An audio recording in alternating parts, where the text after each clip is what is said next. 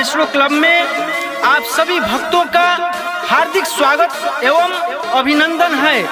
पता पूर्वा मेहड़ा हाटा रोड देवरिया। हमारे माँ वैष्णो कंबाइन पार्ट्स के मालिक कृष्णानंद उर्फ हैप्पी भैया की तरफ से बहुत बड़ा सहयोग मिला है और मिलता रहेगा। जय माता दी।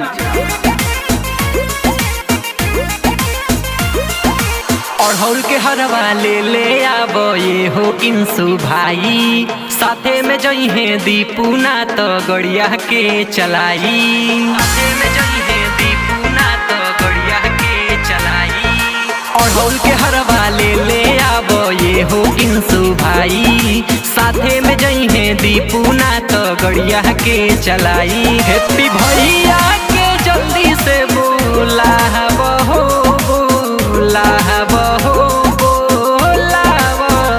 माई के पूजन पुनहि से कराबहो। दीपू भाई तू जल्दी से बोलाबहो, हैप्पी भैया से पूजन कराबहो।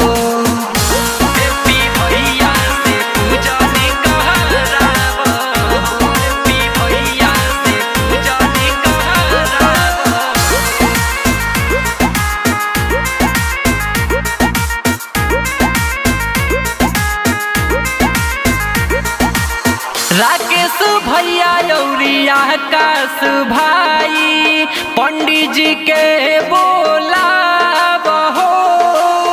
सतमी हो माई के अखिया आज खुली, गाँव भर प्रसादी खूब बटाई हो। गाँव भर प्रसादी खूब बटाई हो। मंतोष भैया यौरी सूरज भाई, पंडित जी के बोला बहो। सतमी हो माई के अखिया आज खुली, गाँव भर प्रसादी खूब बटाई हो। सुधीर लाल चुनरिया लेके आबहो, लेके आबहो, लेके आबहो। माई के पूजन पुनहि से कराबहो। दीपू भाई तू जल्दी से बोलाबहो, हैप्पी भैया से पूजन कराबहो। हैप्पी भैया से पूजन कराबहो, हैप्पी भैया से पूजन कराबहो।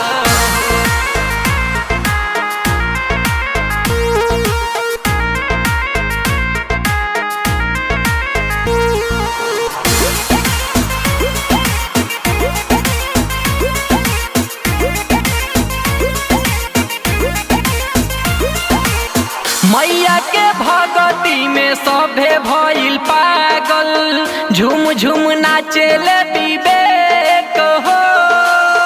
अनुप्री के अमित कहता रे लोगिन, हमहू हिलाए खूब कमर हो। हमहू हिलाए खूब कमर हो। मैया के भगती में भइल सभे पागल, झूम झूम नाचेले सुनील हो।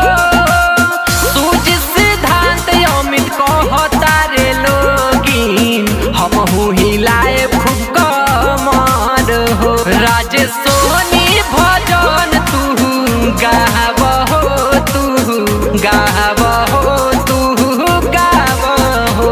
माई के पूजन पुनहि से कराबहो। दीपू भाई तू जल्दी से बोलाबहो, हैप्पी भैया से पूजन कराबहो। हैप्पी भैया से पूजन कराबहो।